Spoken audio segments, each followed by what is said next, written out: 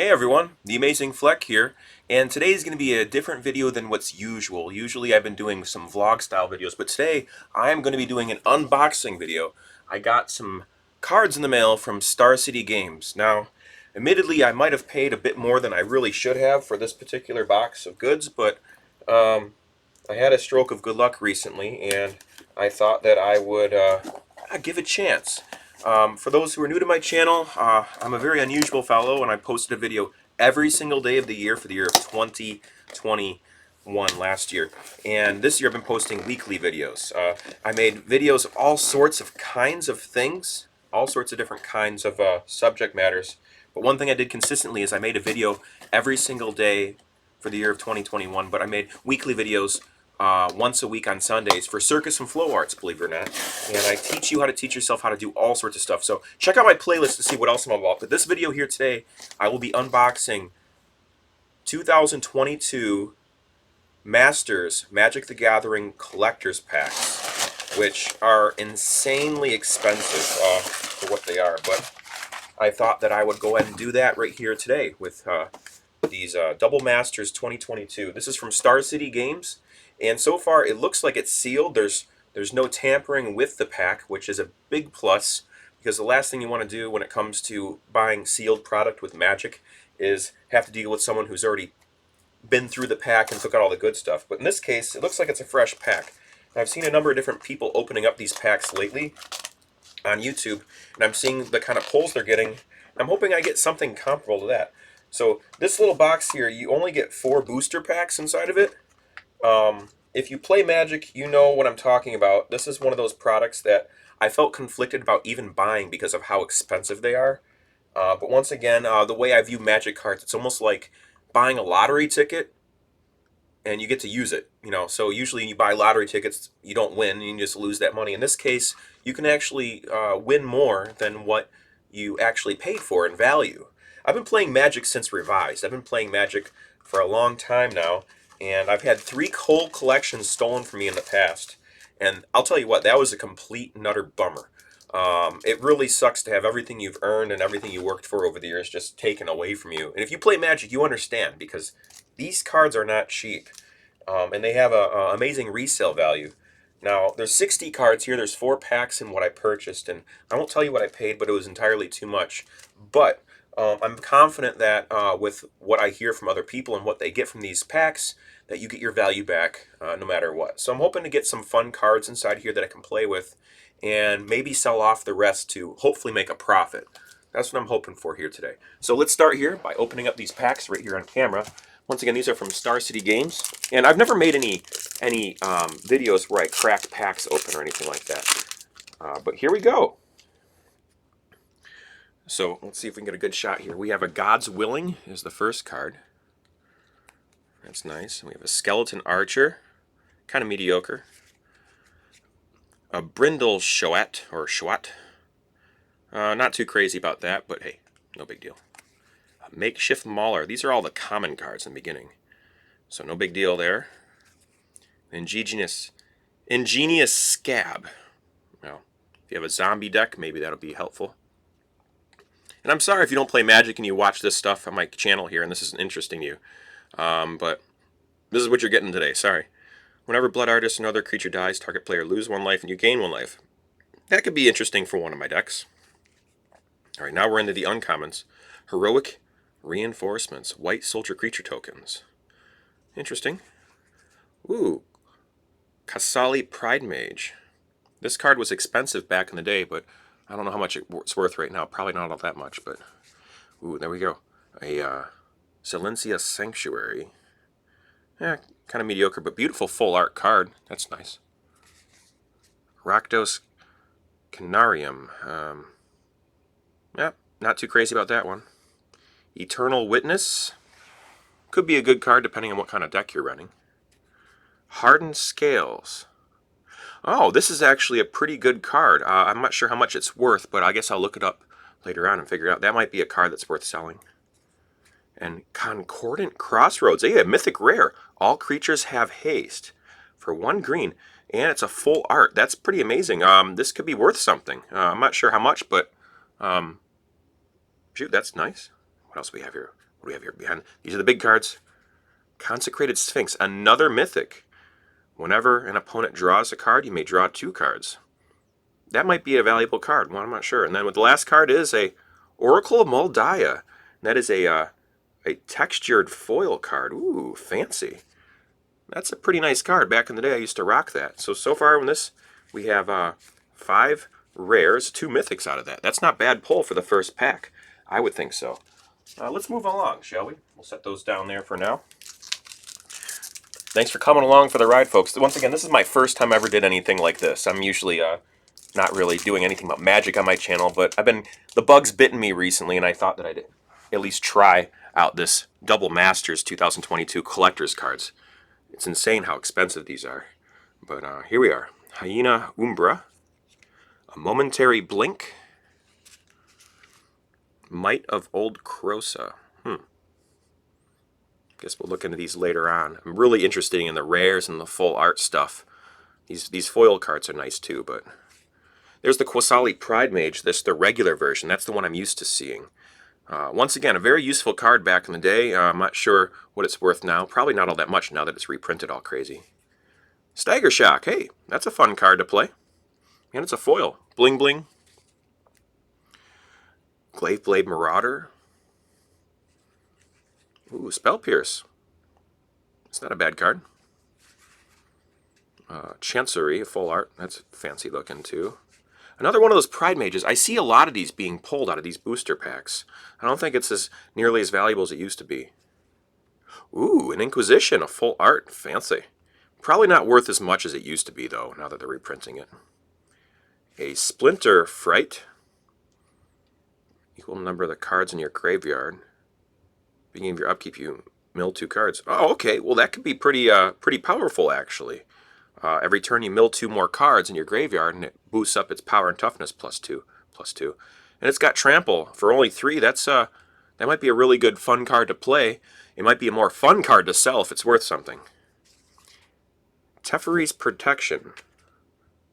Until your next turn, your life total can't change until you gain protection from everything. Wow.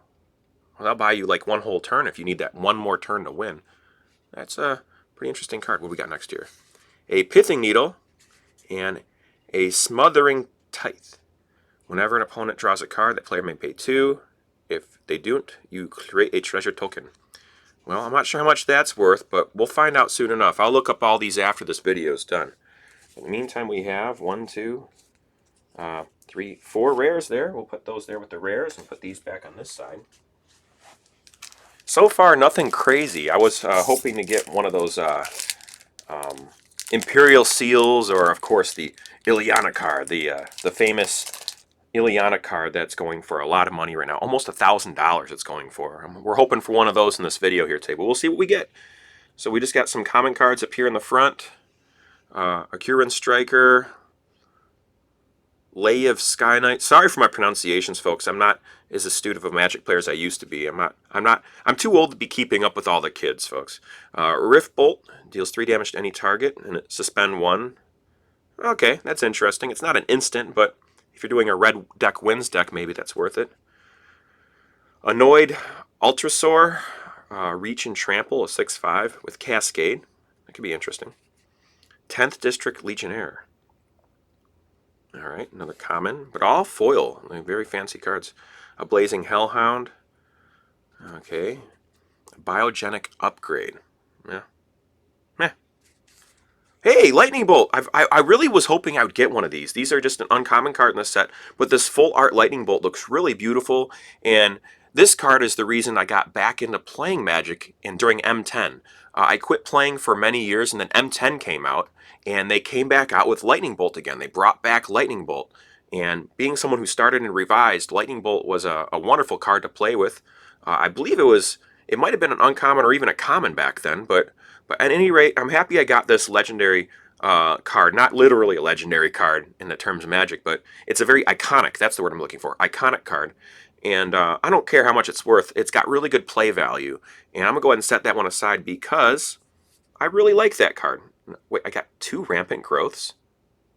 One's a foil and one's not. I kind of feel ripped off, to be honest. That's a bummer. But hey, I'll keep that lightning bolt because I will be using that card in future decks just because it looks so nice.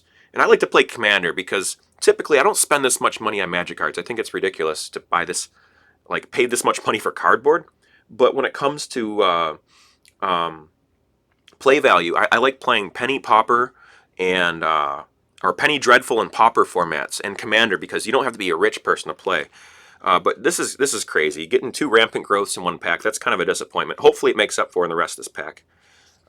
Here's the rares coming up. Oh, right after this. Right after Muldrifter. We have rares coming up. We have Anguished Unmaking.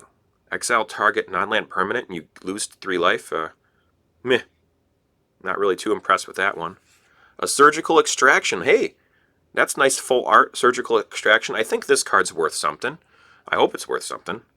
If it's not worth something, maybe I'll just play with it because it's a pretty cool card. All right, what do we got here? We have a Backdraft Hellkite. Whenever it attacks, each instant and sorcery card in your graveyard gains flashback until end of turn. The flashback cost is equal to its mana's cost. Huh, well, that's interesting. Can reuse all those cards you already played. What do we got here? Supreme Verdict. This spell can't be countered. Destroy all creatures. And it's a textured foil card. Ooh. Hopefully that one's worth something. Because so far I have not gotten anything substantially expensive or what I would call a winner. A real big winner so far with this pack opening here. A little disappointed so far, but hey, you can't be too disappointed if you enjoy the game, I suppose. Hopefully this is going to be the pack that brings it all together. We'll see, though. We will see. I can't wait to check out the value of all these, and maybe I'll post a update in the comments after the fact about the overall value that I got out of opening all these cards. Hopefully we get something big in this one that really makes up for it, because I haven't studied the value of all these cards lately, but I'm curious. Let's see what we got here. A Deranged Assistant.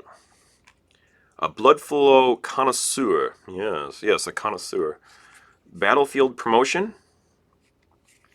Supernatural Stamina. I'm eager to get to the rare cards. You can tell how fast I'm moving through these commons. It's additional cost to cast a spell, sacrifice a creature. You gain life equal to the sacrificed creature's toughness. Destroy target creature and opponent controls. Huh. Well, alright. Eye for an eye, tooth for a tooth. We have a little sanctuary here. A lot of these cards, they give you 2 mana, but you have to return a land you control to your owner's hand. And they come into play tapped. They could be useful for land drop decks, but it's feels like it's got a textured to it. I'm not sure if that's I'm supposed to get a textured foil here. I thought you get them at the end, but all right. Bounty of the Luxa. Enchantment. Flood counter. So. All right, so far nothing crazy, folks, but ooh, a Monastery Swiftspear. Yeah, a fancy looking card. I like the full art borderless cards like that. They're interesting. You don't see them very often in your games. I like that lightning bolt. I'm really happy about that. At least I got value out of getting that lightning bolt. I was hoping to at least nab one, and that's cool. But so far, not the best pack. Oh, a full art Bloodbraid Elf. Probably not worth that much, but I remember the ones I had before. I used to play with a Bloodbraid Elf. Had an elf deck, and it was a nice card. You get another spell cast for free after that. That's cool. Let's see. Seeker of the Way. Is that textured foil? I think it's just a regular foil. I wouldn't know. I'm not a doctor. But a Seeker of the Way. Prowess 1/1. Whenever you cast a non-creature spell, Seeker of the Way gains lifelink until end of turn. Alright. What we got here? We got any rares here? Burning Tree Emissary. When it enters the battlefield, you get a free red and green. Hey, that's a 2/2. And you get your mana back immediately after. And it's a Human Shaman. So maybe that's good for something. It's that borderless card foil. So that's cool. This is Collector's Pack. So I guess that's what this is all about. Ooh, a mythic rare. Dragonlord Dramoka. The spell can't be countered, flying and lifelink, and your opponents can't cast spells during your turn. I'm not sure how much this is worth. It might be worth something. I hope it helps make up for the lost value I've gotten so far. Another Smothering Tithe, or Tith. Like, once again, folks, I'm not a doctor. I don't know how to talk English well. So that we got that card. Move that over. Ooh, Obnixilis Unshackled. This card might be worth something. Flying and trample. Whenever an opponent searches their library, that player sacrifices a creature and loses 10 life. Wow, that's a big deal when your opponent only has 20 life. And whenever another creature dies, put a 1/1 counter on Ob Nixilis Unshackled. Oh, that's interesting. And for the win, what's the last card? Oh, wow! Wow, I got the Dockside Extortionist, and that's a textured borderless foil. This card is worth something. Well, that really makes up for it. I'm not sure how much this particular card is worth, but I remember seeing other people pull this exact card on YouTube and getting pretty excited about it, and they know a lot more Magic than I do, so I think I'll get excited about that. Hooray! Well, I guess that's about it, folks. That's my pack opening. I got this Double Masters 2022 box that I pulled, and those are the cards that I got out of it. Whether you like Magic, hate Magic, or anything like that, you managed to watch this video to the end, so I applaud you for that. Either way, because you don't get any of these cards. I get them because I paid the money for them. But like I said, I'm hoping I can sell some of these cards. I'm really excited about that Lightning Bolt because I know it's the little things that make me happy, and I'm hoping I can maybe get my money back by selling these cards somehow, or even trading them in for other sealed product. Who knows? But I do love Magic cards, and I enjoy passing time with friends, and that's what it's all about when it comes down to these games, these collectible card games, is actually playing them and enjoying the game itself. And I know that Magic and Pokemon and even Yu-Gi-Oh! And other card games like that, they can be pretty pricey to get into them. And I like playing the games that you don't have to be rich to play. I like enjoying the game and for the game's sake and for actually having a good time. Now, I've been to a couple of tournaments where people are playing and they get real upset and emotional over the game. I kind of feel the same way about those folks as I feel about those people who get emotionally invested in sports games. I never understood it. And people who get upset over losing, I guess I understand what that's like, but there comes a time in your life where you just have to get over losing. It's part of the game. When you're playing a game against somebody else, you can one-on-one, you can kind of like start off with 50-50 odds. You're going to win or you're going to lose. And sometimes you get a tactical advantage if you have more of an understanding of the game, a better strategy, if you have knowledge of mathematics and you can use that to your advantage. Or in the case of Magic the Gathering, if you have more money in your bank, which is kind of silly. Because if you win the game because you have more money and you're not that skilled of a player, then good for you. You're winning. You get that sensation and that feeling and that rush of winning the game. But if you can win the game using skill and refined technique on a budget, that's when the game gets really fun for me. That's why I enjoy Penny Dreadful and Pauper formats where you only use commons and uncommons. And of course, the Commander format is wonderful. It makes the game more accessible for everyone else when you can only use one of each card, because you might have that really awesome card in your collection and you want to use it, but you don't need to have four of them. You don't have to have a play set in order to play the game and have a fun time with the game. So folks, that's the video for today. Thank you very much for tuning in. I know this is very different than what I traditionally put out here on YouTube, but hey, like I said before, I am a wild card, so to speak, when it comes to my YouTube posts. I post about many different subjects, many different categories, many different interests. And I encourage you to check out my playlist section here on this channel to see what else I post about, because you might find something there that piques your interest. As I said earlier, I posted weekly circus and flow arts tutorials for the year of 2021. Some are a lot better than others, but I did make my video every single day of the year, and I made 2 videos every single Sunday for the circus and flow arts. So yeah, please check out my playlist section to see more of what I'm all about, and I want to thank you all for tuning in. So remember to never give up, to do your best, to stay true to you, and to be amazing, folks. Thank you, and good night.